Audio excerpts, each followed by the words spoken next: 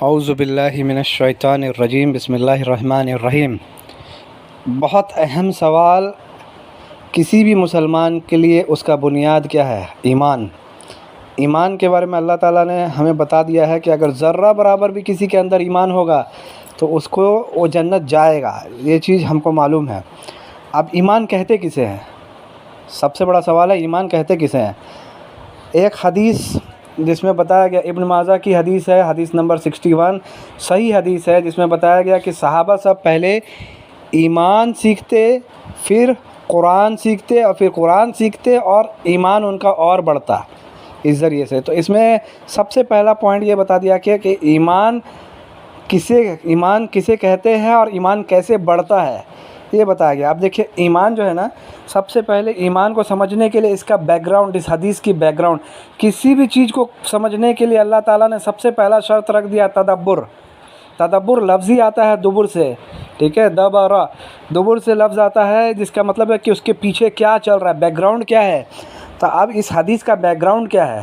اس حدیث کا back ground ہے کہ ایک دم شروعاتی دور کی حدیث ہے، جس سمے کوئی بھی اللہ یا اللہ کے رسول پر ایمان لانے کا مطلب تھا کہ قریش سے جنگ مول لے لینا، مطلب اپنے گردن پہ تلوار رکھنے کے لیے تیار ہو جانا، مطلب موت سے ڈر ختم ہو جانا۔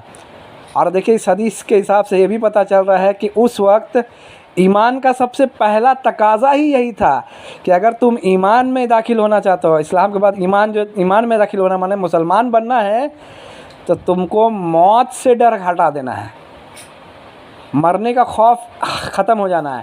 آپ دیکھیے اس میں کیا بتایا کہ جب مرنے کا خوف ختم ہو گیا تو کیا بات رک گئی وہاں پر؟ نہیں، اس کے بعد بتایا گیا کہ ایمان کے بعد قرآن سیکھتے اور قرآن سے اور ایمان بڑھتے رہتا۔ اب ہم دوسرا پہلو سے دیکھتے ہیں، 4 پوائنٹ میں ہم سیکھنے کی کوشش کریں گے ایمان کیا ہے۔ اب دوسرا پوائنٹ میں دیکھیے،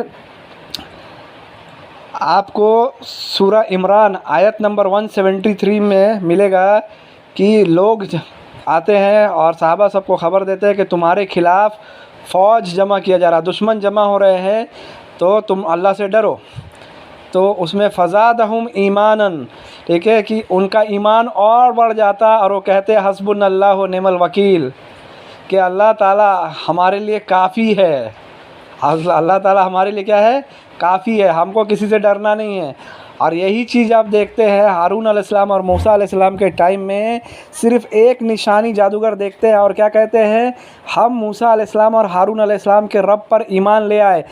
دنیا کا سب سے بڑا ظالم بادشاہ، اس ٹائم سب سے طاقتور تھا فرعون، وہ کہتا ہے تم کیسے ایمان لے آئے مجھ سے بنا پوچھے، تو اور میں تمہارا الٹا سے ہاتھ پیر کاٹ دوں گا۔ تو بولتا جو کرنا ہے کر لے، جو کرنا ہے کر لے، کیونکہ ہم تو مریں گے نہیں، کہ ہم تو روح ہیں، ہم کو تو لوٹ کے اللہ کے پاس ہی جانا ہے۔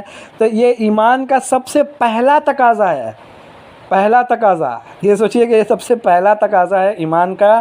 اب دوسری پہلو سے ہم لغوی معنی سے، ایمان کا لغوی معنی کیا ہے؟ ایمان جو ہے نا، ایمان کے اندر میں جو 3 حروف پائے جاتے ہیں، الف، میم اور نون، جس کا مطلب بنتا ہے امن۔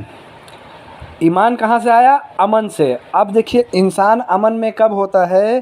انسان امن میں تب ہوتا ہے جب وہ کسی چیز کے بارے میں بہت اچھی طرح سے جانتا ہے، اور وہ جانتا ہے کہ جو کچھ وہ کر رہا ہے ایک دم 100% صحیح ہے، اور وہ اس چیز پہ مطمئن ہوتا ہے، اس کو پورا یقین ہوتا ہے۔ جب وہ جانتا ہے کہ پورا یقین کے ساتھ وہ اس چیز کو ثابت کر سکتا ہے کہ جو ہم کر رہے ہیں وہ بالکل صحیح ہے، تب اس کے اندر امن آتا ہے اور وہ اطمینان کی زندگی بتاتا ہے۔ تو اب دیکھیے، یہ لغوی معنی میں اس میں ہے۔ اب اس لغوی معنی کو ہم لوگ ثابت کرتے ہیں کیسے بھائی؟ اگر سورہ بقرہ جیسے ہی شروع ہوتا ہے، سورہ بقرہ کا شروع میں ایسے تو 5 پوائنٹ ہے، آیت نمبر 1 اور 2 میں آپ دیکھیے گا۔ آیت نمبر 1 میں کیا ہے؟ الف لام میم۔ دوسرا میں کیا ہے؟ ذالک الکتاب لا ریب فیہ ھدی للمتقین۔ ابھی تک ایمان آیا؟ ابھی ان 2 آیتوں میں ایمان لفظی نہیں آیا۔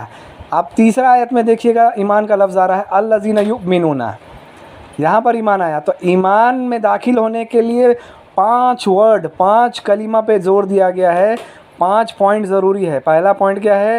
ذالک الکتاب، اس کے بعد جا کے ہے آپ کا لا ریب۔ ابھی ہم سارے پوائنٹ کو ڈسکس نہیں کریں گے، ٹھیک ہے، ہدن و متقین کو بھی ڈسکس نہیں کریں گے، ہم صرف لا ریب کو ڈسکس کریں گے۔ اس پوائنٹ کو سمجھانے کے لیے۔ لا کا مطلب ہوتا ہے نہیں اور ریب کا مطلب ہوتا ہے شک۔ تو کوئی بھی شک باقی نہیں رہے گا جب ہم اس کتاب سے حاصل کریں گے علم، ایمان بڑھتا ہے، کوئی شک و سوال رہے گا ہی نہیں۔ اب مان لیجیے ایک اسٹوڈنٹ کسی ایگزام میں بیٹھا، اس کو سارے سوال کا جواب معلوم ہے، سارے سوال کا بہت بہترین طریقے سے سوال کا جواب معلوم ہے، تو کیا اسے کوئی شک رہے گا؟ اس کا معاملہ کیا ہوگا؟ اس کا معاملہ تو یہ ہوگا کہ وہ 100 میں 100 لے آئے گا، کیونکہ جو بھی اس کا پیپر چیک کرے گا 100 میں 100 دے گا، کیونکہ اسے سارے سوالوں کا جواب معلوم ہے۔ تو ہم کو قرآن بتاتا ہے کہ اس سے سارے سوالوں کا جواب ملے گا، اور یہ ایمان کے ایک تقاضے میں ہے کہ آپ کے زندگی میں کوئی بھی سوال ہو، سوال کا جواب آپ کو حاصل کرنا ہے، یہ ایمان کا تقاضا ہے۔ دوسرا تقاضا جو بتایا کہ صحابہ ایمان سیکھتے، ایمان سیکھنے کے بعد قرآن سیکھتے، اور قرآن سیکھنے کے بعد ان کا ایمان اور بڑھتا۔ تو یہ ہو گیا آپ کا لغوی معنی کا بھی دلائل کہ سورہ بقرہ کے شروعات میں بھی اللہ تعالیٰ نے ایمان کیا ہوتا ہے وہ سکھا دیا۔ اب دیکھیے ایک اور نظریے سے ایمان کسے کہتے ہیں۔ آپ دیکھیے گا کہ ایمان جو لفظ ہے نا، اس میں آن کا صیغہ ہے۔ آن کیا ہے؟ اسی طرح سے جیسے الرحمن میں سورہ فاتحہ میں آپ پڑھیں گے الرحمن، اور جہاں پر بھی کسی بھی ورڈ میں آن لگا ہو، جیسے غضبان، غضبان مطلب بہت زیادہ شدید غضب، بہت زیادہ غصہ، اتنا غصہ کہ وہ انسان آگ ببولا ہو جائے گا، مطلب اس کا دماغ ہو سکتا پھٹ جائے، اتنا غصہ۔ غطشان مطلب وہ بہت پیاسا، اتنا شدید پیاس کہ وہ پیاس سے مر جائے گا۔ تو الرحمن میں کیا بتایا جا رہا ہے کہ یہ ایک ایسا چیز ہے کہ ترنت جو سب سے ترنت کی ضرورت ہے، ضرورت کیا ہے اس کو؟ پیاس، ایک پیاسے کے لیے پیاس، جیسے اس کو پانی ملے گا اور پیاس اس کا دور ہو جائے گا تو کیا ہوا؟ وہ ٹیمپرری ہے، پیاس، پانی پیا، پیاس بجھ گیا، کھانا کھایا، بھوک ختم ہو گیا۔ تو اسی طرح سے ہم دیکھتے ہیں، اور اس میں کیا ہے؟ اس میں بہت شدید بھی جا رہا ہے، ایک ٹیمپرری بھی ہے اور بہت شدید بھی ہے۔ اسی لیے صحابہ سب جب گردن پہ تلوار چڑھنے لگتا نا، تو صحابہ کے حدیث میں ہے کہ خوشی سے چلا اٹھتے کہ اللہ کی قسم میں کامیاب ہو گیا۔ کیوں؟ کیونکہ اس کو اللہ سے ملنے کا اتنا یقین ہے، اتنا یقین ہے، کس سے ہے؟ ایمان کے شرط پہ۔ یہ ایمان کا سب سے پہلا شرط ہے۔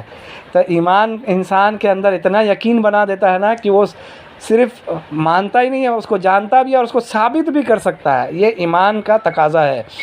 آپ دیکھیے ایمان کے اندر بھی آن کا صیغہ ہے، مطلب کیا ہے؟ اتنا شدید معاملہ، اور یہ ایمان ٹیمپرری بھی ہے، ایمان گھٹتا بھی ہے بڑھتا بھی ہے، یہاں تک کہ حدیث میں آتا ہے کہ کوئی انسان اگر برا کام کر رہا ہے جیسے چوری، تو ایمان 0 بھی ہو جاتا ہے۔ تو اسی لیے آن جو ہے نا، آن کے صیغے سے ہم کو پتہ چلتا ہے کہ ایمان کا ایک دم شدید درجے کا جب تک نہیں ہو تب تک وہ ایمان نہیں کہلاتا۔ اور اسی لیے جنت میں جانے کے لیے جس کا ذرہ برابر بھی ایمان ہوگا، ایک بالو کے قطرہ برابر بھی ایمان ہوگا، وہ جنت میں جائے گا۔ تو اسے ہم ایمان کہتے ہیں۔ اللہ تعالی ہم کو ایمان کی صحیح سمجھ عطا فرمائے اور ایمان بھی عطا فرمائے، آمین۔ السلام علیکم رحمۃ اللہ وبرکاتہ۔